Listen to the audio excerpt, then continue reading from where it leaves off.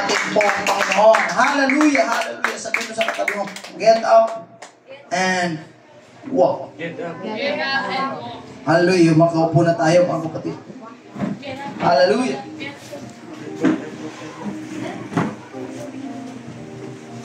When Jesus speaks life into our paralysis, no excuses.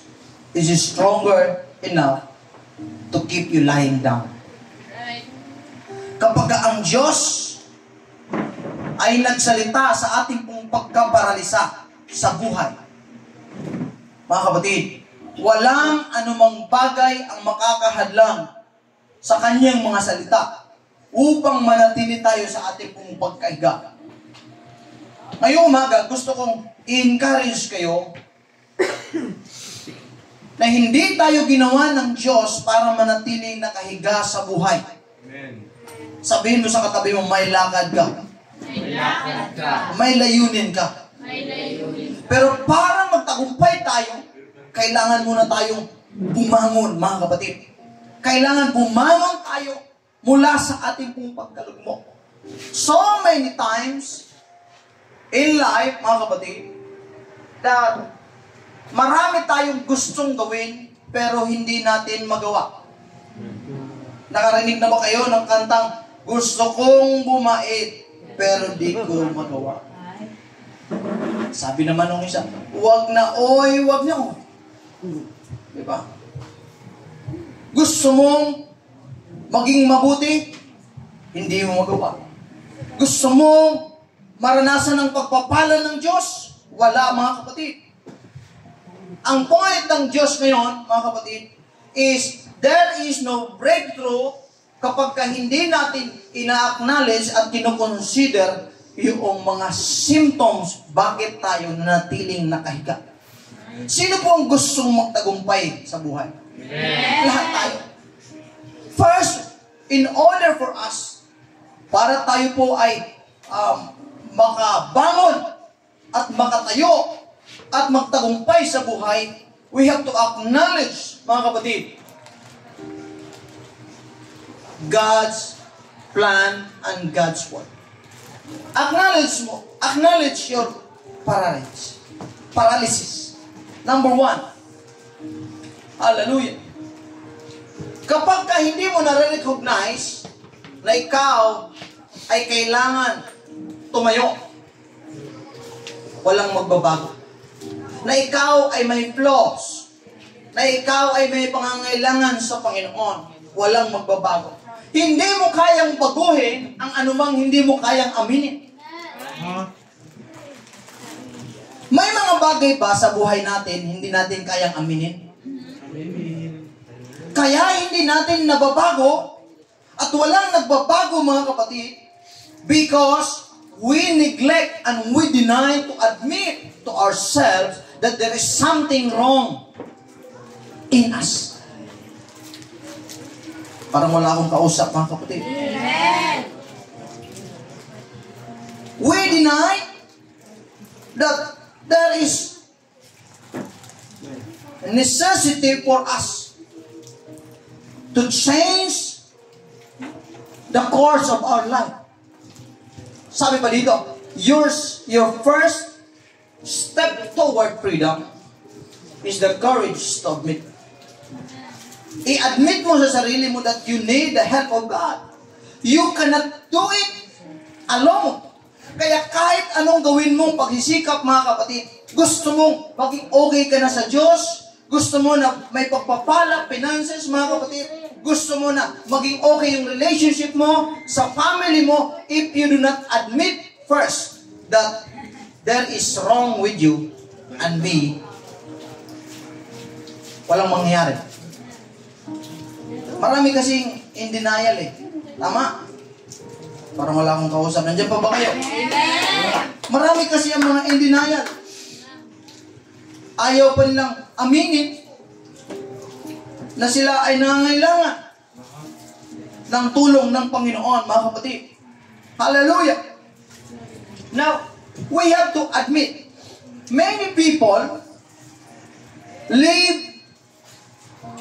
lying down, nakahiga sa buhay, nakadapa sa buhay, not because they cannot move, but because they have accepted their limitation. Maraming tao ang nakadapa at nakahiga sa kanilang buhay, hindi mag-grow because tanggap na nila ang kanilang limitasyon. Tingnan mo yung taong ito, mga kapatid. Yung taong ito ay nakaupo lang lagi sa kanyang mat. Ang kanyang pangyapak, mga kapatid, ay hindi nagagamit. Imagine, nakaupo ka lang, mga kapatid. Ito. Dahil naging kulungan niya ito, hindi na siya tumayo. For 38 years. And there is no change, mga kapatid. Naghihintay siya ng milagro, naghihintay siya ng pagbabago, pero hindi siya tumatayo for 38 years. Do you know that some of us are lying not because we are broken? Ilan sa atin, o marami sa atin, ang nakahiga sa buhay. Hindi dahil dulot ng brokenness or broken-hearted or pain, but sometimes it's because we have grown. Lumaki tayo, mga kapatid. Nasanay na tayo na maging komportable sa pagiging broken. Hindi dahil na broken ka kaya ganyan ka, kundi tinanggap mo na sa sarili mo at sinanay mo na ang sarili mo na hanggang dyan ka na lang. Ang taong ito, tinanggap niya sa kanyang sarili. That's why, walang nagbabago, mga kapatid. You cannot be healed by the same things that made you comfortable in your pain. Tatagalugin ko, mga kapatid. Hindi ka gagaling kung paulit-ulit ka o nananatili ka doon sa mga bagay na nag-aalipin sa'yo para manatili ka sa pagkalugmok at sa pagkaiga sa buhay na ito. Walang mangyayari, mga kapatid. So yung higaan na kanyang naging kulungan, mga kapatid, same in our life. May mga higaan sa ating buhay, mga kapatid. Mga kasalanang hindi mabitawan. Sabihin natin, Amen. Amen. Mga sugat na ayaw gumaling. Hindi makamubon. Pag nakikita mo siya, talagang maano yung pastor. Huwag lang magpapakita sa akin.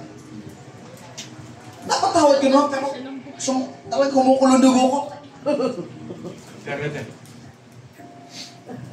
Mga alaalang ayaw kalimutan.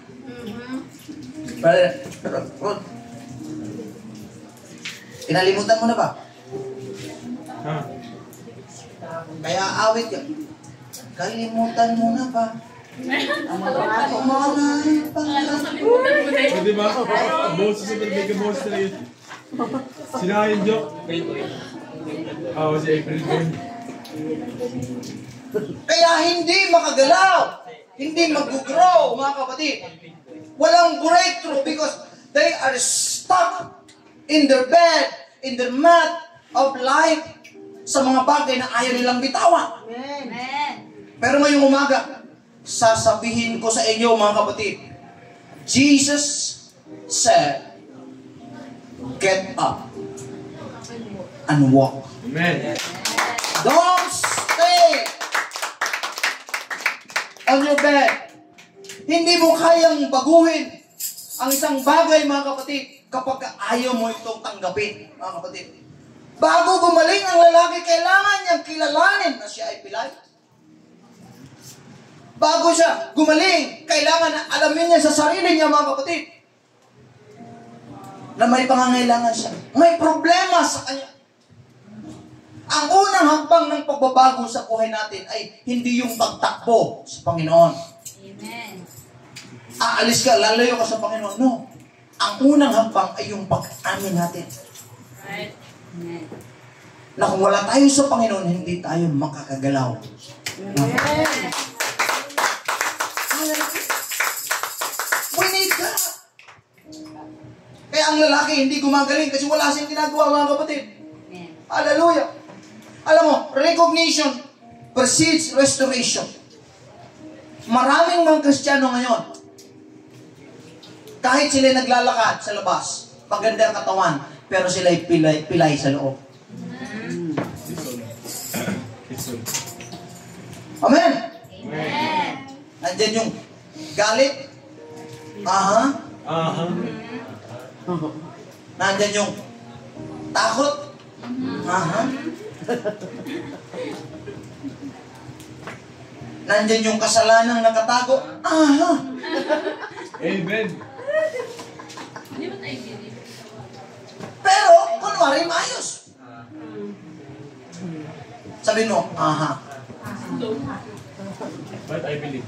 Hallelujah. Hindi ka talaga makakalakad, mga kapatid, sa direksyon ng buhay ng Diyos mo, na gusto ng Diyos, kung hindi mo kayang aminin na kailangan mo ng kagalingan mula sa Panginoon. Right. Amen. Don't be denial. Hindi ka magkakaroon ng pagbabago. You will never change the things that you tolerate.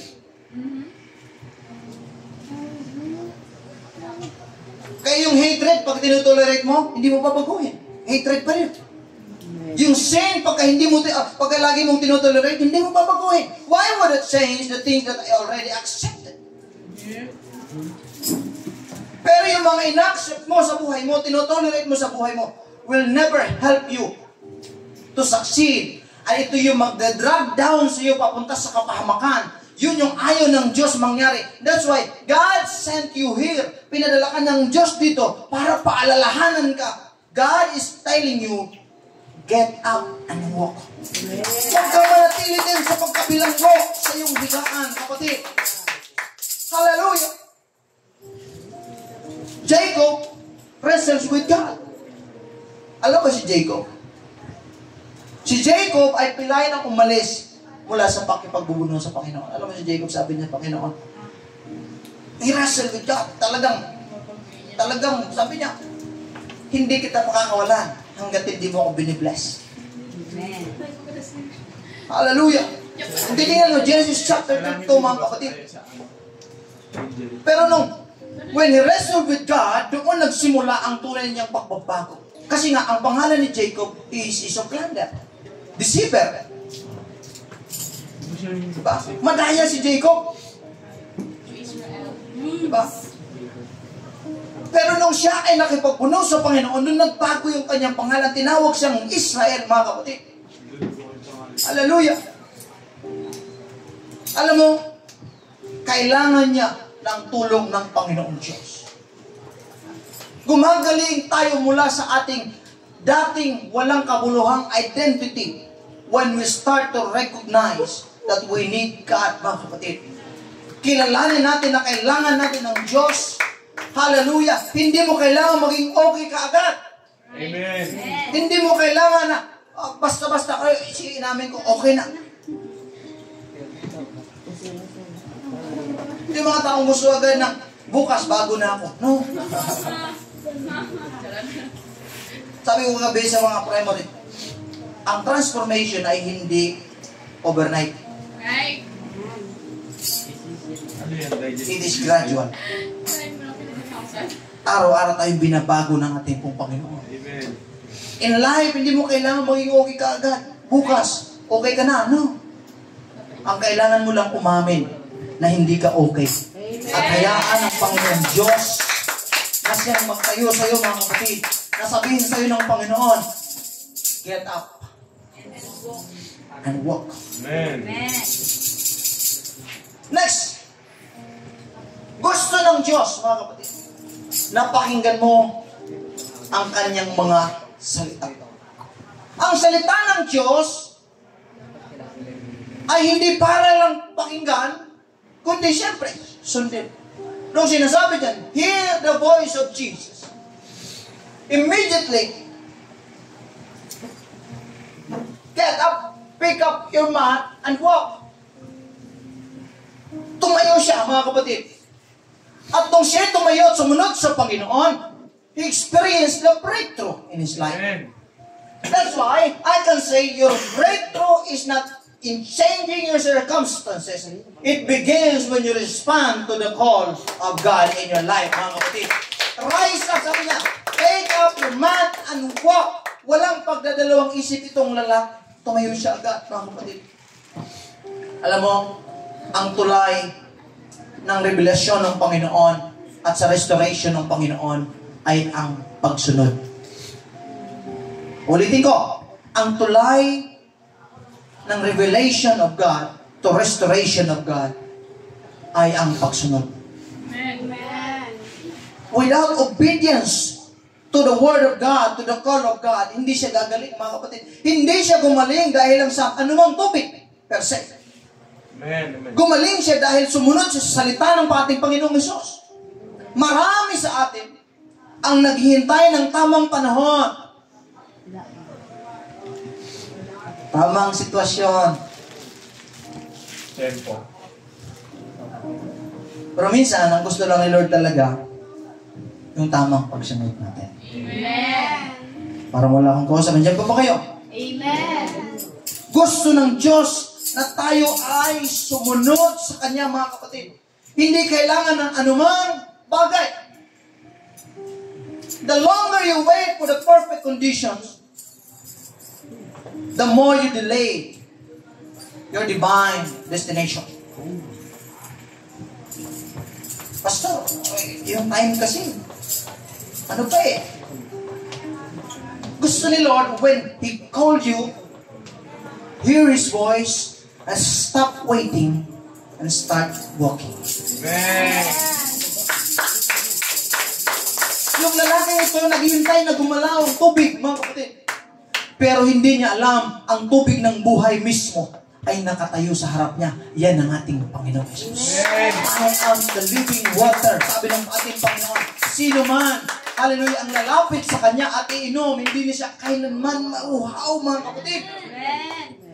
Minsan, ganyan tayo, mga kapatid. Naghihintay tayo ng tamang panahon. Lord, tamang sign. Lord, tamang tao. Alam mo, si Lord mismo nandyan na, mga kapatid. Kumakatok na. Hello. Minsan, kaya walang narinig sa Panginoon. Pakinggan ninyo ito. Kaya ka walang narinig sa Panginoon kasi mas malakas pa ang boses ng pagdududa Aha. kaysa sa Diyos. Hello? Hindi mo marinig ang boses ni Lord kasi puro ka doubt. Mas malakas yung doubt mo. Mga kapatid. That's why you keep on waiting and waiting and waiting for the right moment. Right time. At hanggang sa na-delay yung divine appointment ng Diyos sa buhay mo. May kilala akong ganito eh. Lord, kung gusto mo akong gamitin, bigyan mo ako ng sign. Ito na, pagkatapos, bumagsak yung pader sa likuran nila. Sabi ni Lord, puntahan mo, tulungan mo, para makilala ako niya. Sabi niya, Lord, hindi yan ang sign na gusto ko eh. This is yours. Aminin natin, choosy tayo sa mga sign. Di ba? Nang ipon. Madalas, selective tayo sa mga sign. Gusto natin ng sign, pero tayo mismo ang namimili, mga kapatid. Aha. Lord, basta sign, basta. You will be done, basta siya lang. Amen. Hello. Amen! Yun ang Abraham, nung siya ay inutusan ng Panginoon, hindi siya naghintay ng sign. Alam mo bakit si Abraham tinawag na father of faith? Why? Because he doesn't need the sign to obey the Lord. Amen. Yan ang totoong faith. Hindi ko na kailangan makita ang buong mapa ng pupuntahan ko. Basta si Lord ang nagsabi, susunod ako. Alam kong hindi ako pababayaan ng Panginoon. Alam kong maganda ang pupuntahan ko. Even though may mga obstacles sa buhay, even though sa aking journey may mga harap, si Lord, mayroong planong maganda sa buhay natin, mga kapatid. Iniwan niya lahat at sumunod siya sa Panginoon. Amen. Kahit walang mapa. Sa atin kasi gusto natin mapa lahat. Diba? Hello? Manliligaw ako. Ano yung hinahanap mo sa ano? Ito. Siyempre, pogi.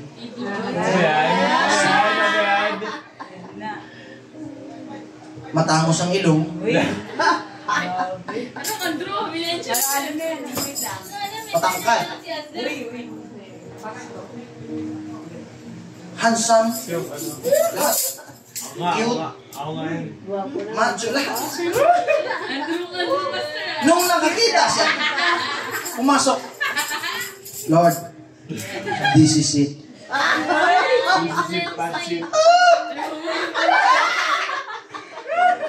Sabi niya, siya na.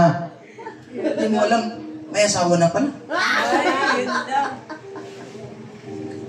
Alam mo, huwag ka masyadong panatiko sa mga sign-sign. Lalo na pagdating mo sa pananampalataya. Kung minsan, hindi mo kailangan ng sign. Kailangan mo lang magsimula. Amen. Amen. Kailangan mo lang umpisahan. If you want change, believe in the Word of God and start. Just do it. Get up and walk.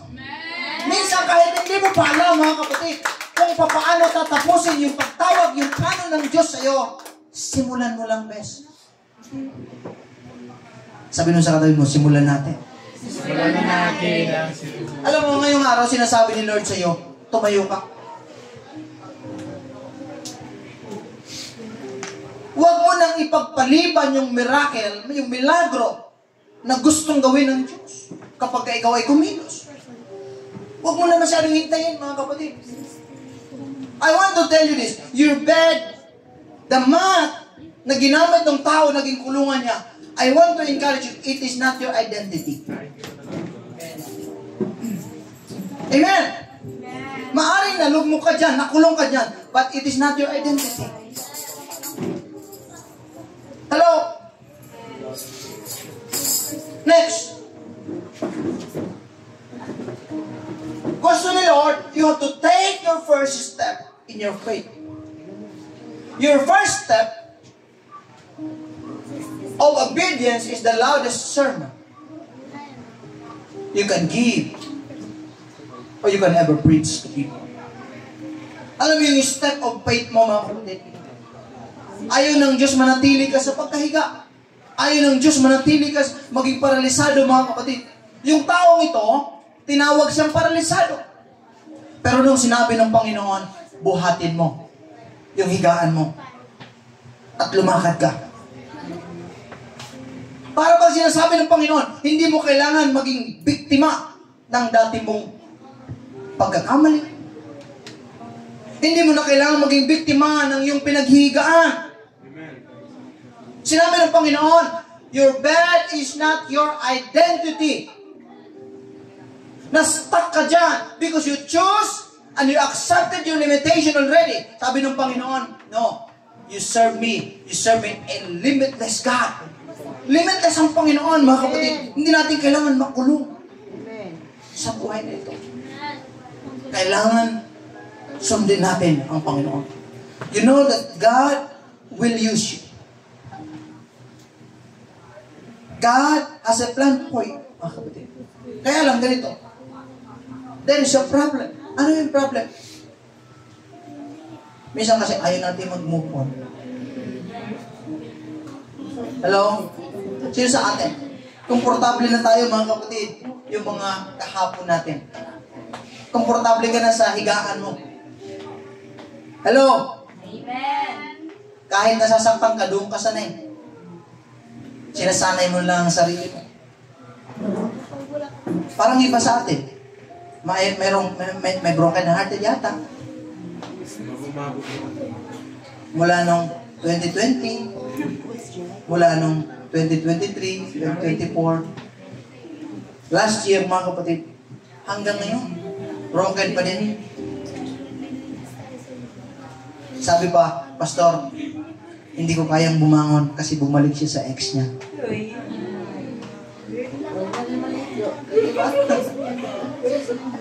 Pati nga, hindi na naliligo. Huwag na rin maligo. Hindi rin na-toothbrush. Hindi na toothbrush. Isang taon na. Simpleng tao lang, Pastor. Di na toothbrush.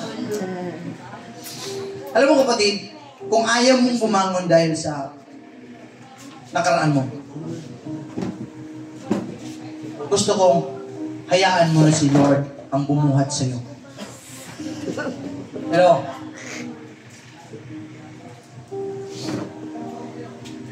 Mary Magdalene, once siya'y alipin ng kasalanan.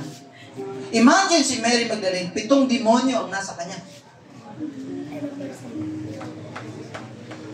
Pero, kung titingnan mo, ginamit siya ng ating Panginoon na maging tagapahayag.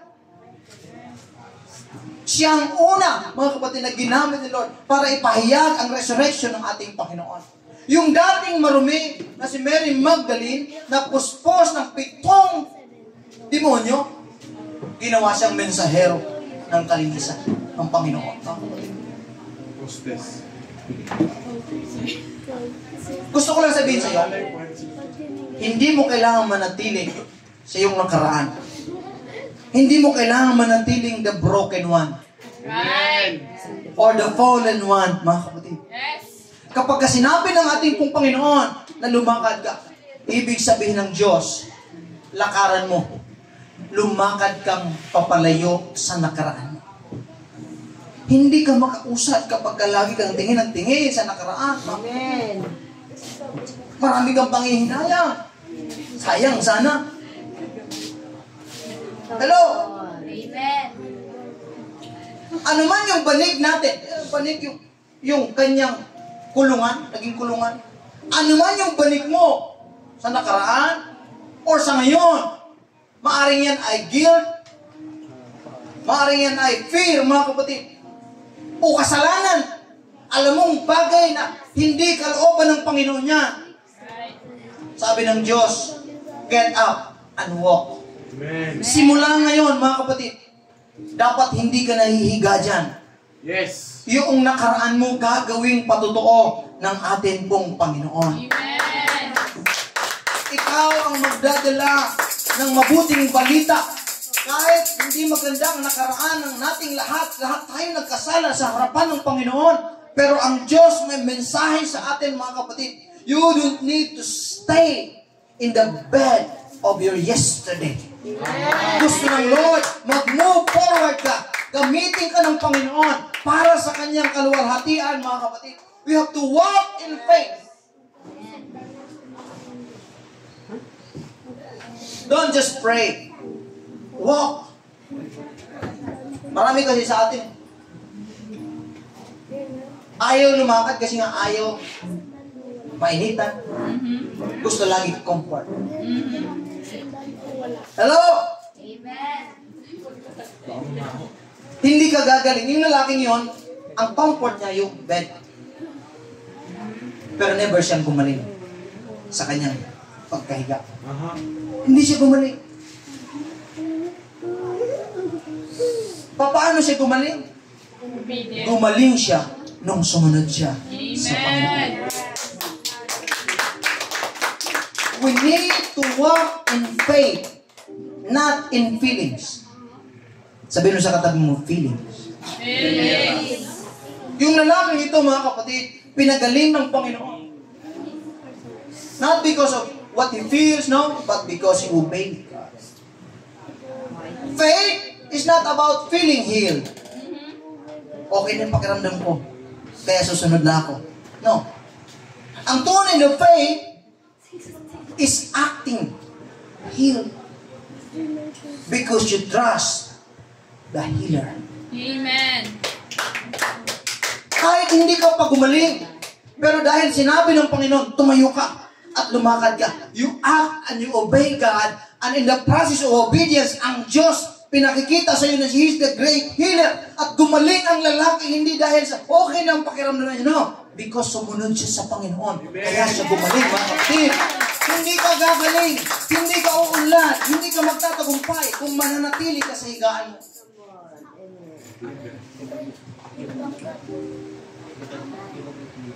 Your faith doesn't wait for your feeling. Hindi naghihintay ng anumang mararamdaman. No. It works. It moves. Even if nothing is moving. Parang sa tingin mo, wala nang paggalaw, mga kapatid.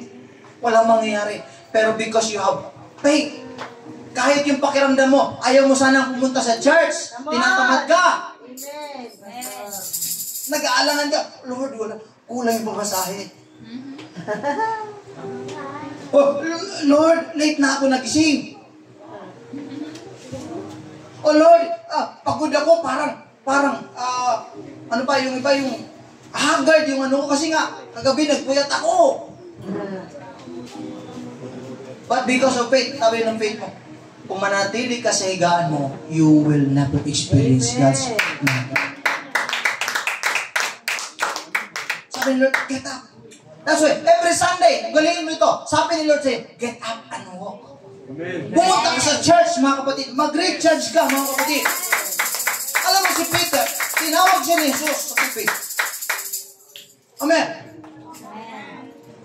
Pero, nung tinawag siya ni Jesus, hindi siya pinangakuan, Peter, hindi ka lulubog.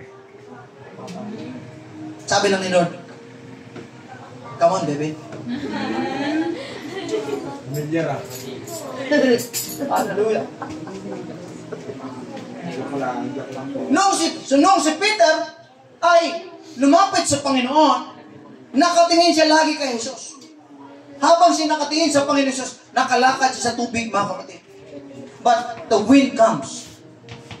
Dumating ang malaking unos, nabali ang kanyang atensyon. Bakit siya lumubog? Ang kanyang paningin ay wala na kay Jesus. Amen. Right. That's what happens in life. Noong panahong focus ka sa Panginoon, even though malaki ang alon, hindi ko sinasabi, mga kapatid, no, nakatingin siya kay Jesus, walang alon. Kahit nakatingin siya kay Jesus, may alon yun. Pero dahil ang focus niya nakafix sa ating Panginoong Jesucristo, he still walk on water. But the moment na nawala ang kanyang paningin sa Panginoon, mga kapatid, lumubog siya. Ang buhay mo, marami talagang alon ang darating sa iyo. Pero ang guarantee para hindi ka lumubog, mga kapatid, kailangan i-fix mo ang paningin mo sa Panginoon. I-fix mo ang faith mo sa Panginoon. Huwag mo tingnan palagi ang mga problema. Huwag mo tingnan palagi ang mga pagsubok, o yung mga kawalan, mga kapatid, o yung broken-hearted, o yung pain na naranasan mo. No, huwag mong tingnan. Tingnan mo ang mukha ng Panginoon. What God can do in your life, mga kapatid. Minsan kaya lumulubog tayo. Kasi nga nakatingin tayo sa problema kaysa nakatingin tayo sa Panginoon.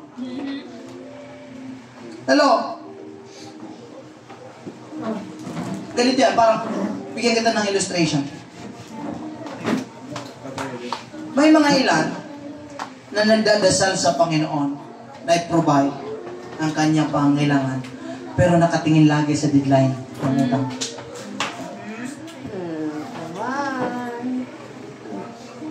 Hello? Yung bang tipong nagpipray ka, Lord, provide my needs. Pero tinitingnan mo yung listahan.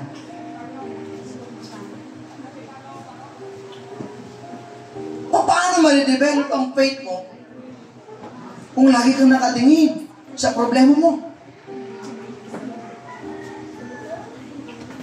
Tapos sabi ni Lord, sabi mo, Lord, sana bukas may milagro. Bukas, may dumating. kolektor.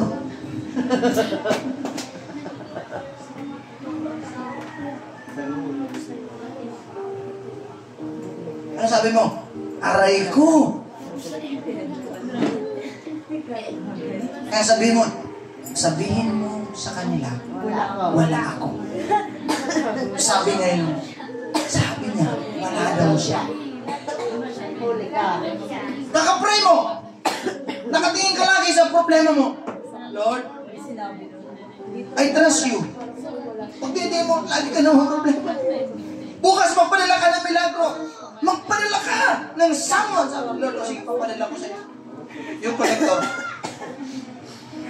Yun ang problema mo. Pero alam mo, kahit dumating yung kolektor na yan, mga kapatid, tandaan mo, ang tunay na milagro, mga kapatid, sa harapan ng Panginoon, yung nagtitiwala ka sa Kanya. Kahit napakadaming problema. Kahit dumating ko yung kolektor, you still trust God that He will provide. Ang faith means walking even. Sinasabi ng paa mo, hindi ko kaya. Faith means kahit nanginginig ka, you still walk. Lumalakad ka. It is about trusting the plan of God even when you don't see it. Madalas sa buhay, hindi mo makikita talaga ang plano ng Lord. Do you know why? Hello? Amen. Do you know why hindi ni Lord pinakikita yung plano niya sa'yo? Kasi nga nakita ni Lord, kapag nakita mo yung dadaanan mo, mag-quit ka agad. That's why it remains mystery at hindi niya pinakita ang buong mapa kasi nga magiging wala ka ng tiwala sa Kanya, magtitiwala ka lang sa comfort, magtitiwala ka lang sa ano yung safe, ano yung okay. No. Sabi ni Lord, ang tunay na faith, hindi yung nakikita mo. Right. You trust Him even if when you don't see His plan. You have to take your first step. And then, we have to stop waiting for change to come in our life. We must be the change. Amen. Gusto mong may magbago sa buhay mo, sa pamilya mo, sa future mo. Don't stop trusting God. Stop always waiting something to change. Be the change. Move now. Change happened the moment we decided to move, mga kapatid. Yung mga bagay na hindi nangyayari because hindi tayo lumalakad. Hindi tayo gumagalaw, mga kapatid. Ang gusto ng Diyos sabihin sa atin ngayon, gumalaw ka, kapatid. Gumalaw ka. Kapatid, sabihin mo sa katabi mo, gumalaw ka. Gumalaw ka, kapatid. Simula ngayon, lalakad tayo sa pananampalataya. Hindi sa ating pong pakiramdam. Kasi kahit ano pang sabihin natin, ano pang nararamdaman natin, may mga kagalingan or may mga problema, mga kapatid. Gusto ng Diyos nakatingin tayo sa Kanya. Let us walk in continuous obedience. Ang tunay na pananampalataya requires endurance. Amen. Hindi ito pang mabilisan. Ito po ay daily walk with God. It is a persistent act of obedience. Yan ang tunay na faith. At yan ang mangyayari sa buhay natin, mga kapatid.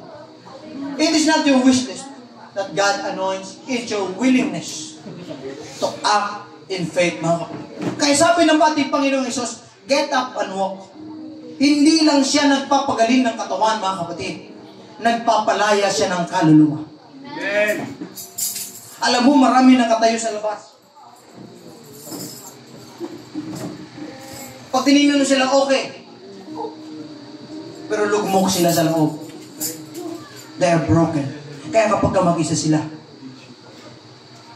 they are sad, they are lonely. Maraming naglalakad sa simbahan, mga kapatid. Pupunta sila sa church, Feeling happy. Pero alam mo sa kanilang puso. There are guilt and pride, mga kapatid. House of Praise Church, healing comes the moment you stop making excuses. Hello? Ang kagalingan, ang paglago, at ang tagumpay ay nagpapasimula sa panahon na tinigilan mo ang puro excuses. Amen. Stop making excuses and start taking steps. Hindi mo na kailangan magmakaawa sa Panginoon para mahalin ka. Minahal ka na ng Diyos. Amen. Amen. Kaya gusto niyang bumangon ka, kapatid. Hallelujah. Huwag mo nang sabihin, Lord, hindi ako worthy. Kahit si Lord pag tinignan ka mga kapatid, baka sabihin, anak, Janice, hindi mo na kailangan magdrama. Bumangon ka na.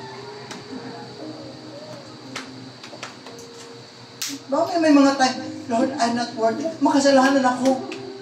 Tiyang-hiya na ako. Sabi ni Lord, huwag ka na magdrama. Bumangon ka.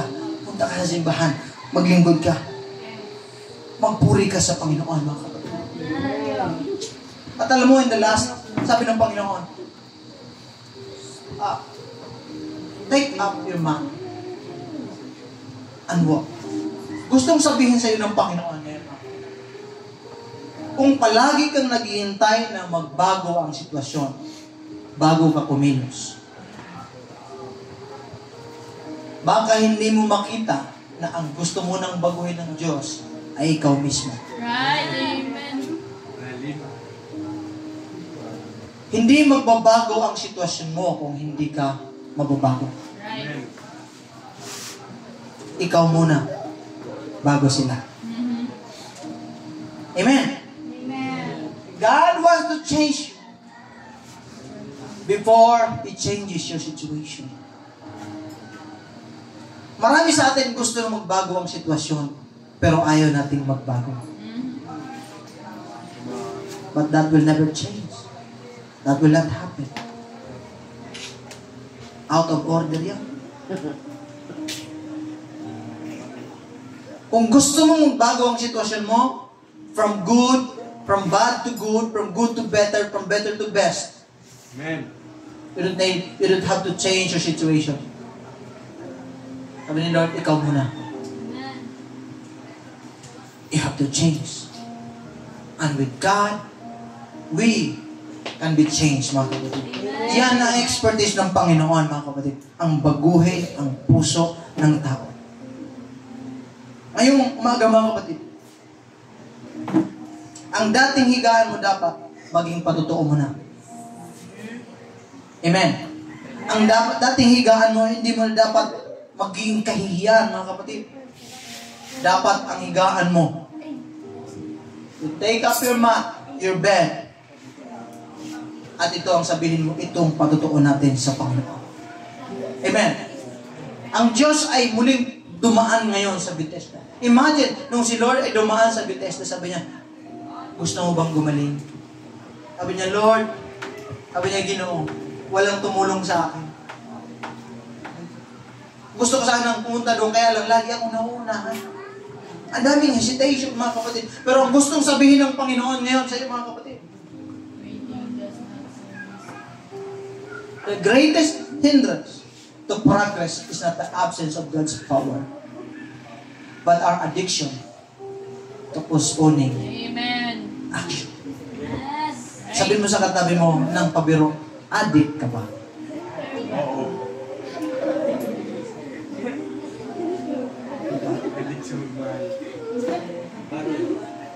Addict na i-postpone yung mga plano ng Diyos, yung mga gusto ng Diyos gawin sa iyo. Waiting, alam mo ito, minsan nagkakamali tayo. Akala natin yung paghihintay ay, Lord, it is about patience. Patience is a virtue. Lord, yung time mo, Panginoon, yung tamang panahon, yung tamang tao, yung tamang sign. Pero alam mo, minsan, waiting does not always equals to being spiritual. Sometimes, takot ka lang.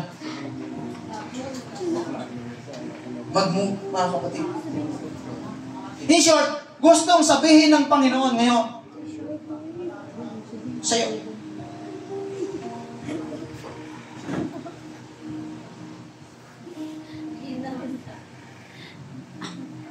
Stop waiting for permission where you are already called by God. Amen. Tinawag ka na ng Diyos. Gusto ng Diyos magamit ka sa Kanyang kaharian. May plano siyang maganda sa iyo. Huwag mo nang hintayin. Pagka okay na ang lahat, maganda na ang panahon, maganda na ang sitwasyon, pag may pera na ako, kapag may trabaho na ako, kapag may love life na ako, kapag okay na lahat, graduate na ako, saka ako magpapagamit sa Lord. No, tinawag ka na ng Lord. Stop waiting for permission. Tinawag ka na ng Lord. Now, act. Obey the word of God and you will be healed, mga kapatid. Stop waiting for the perfect time. Move with what you have now. Hindi mo kailangan ng napakaraming bagay sa buhay mo para gawin ang kalooban ng Diyos. Right. Amen. Ano lang meron ka? Yan o. Sapat na yun, mga kapatid. Hallelujah! Stop waiting for change and be the change. Every minute, mga kapatid, you delay is the destiny you waste. Hanggang kailan ka paghihintay? Hello? Gusto ng Diyos na tumindig ka ngayon, mga kapatid. Gusto ng Diyos na buhatin mo ang iyong higaan at lumakad ka. Don't delay the plan of God in your life, mga kapatid. God is calling you to get up and walk. Basahin natin lahat, mga kapatid. Pwede ba basahin natin lahat? Walang dahilan para manatili tayong nakahiga. Dahil may Diyos tayong handa, tayong panindigin. When God called you to rise, Even your weakness. you have to obey. Palakpakan natin ang Panginoon. God is telling us today, ikaw, alam mo sa sarili mo, kung ang mensahe na ito ay para sa iyo. God is telling you, get up. Do you want to get healing? Do you want to succeed? Do you want to grow? Amen. Hindi ka mag-grow kung lagi kang nakahiga. Right. Hindi ka mag-grow kung wala kang ginagawa. God is telling you, Sherry, get up and walk. Tumindi ka at lumakad. Huwag nating aksayahin ang ating pong panahon. Spend it and do it for the glory of God. Habang tatayo tayo, mga kapatid, hallelujah, sa oras na ito, bago tayo umuwi, magkaroon tayo ng realization in life.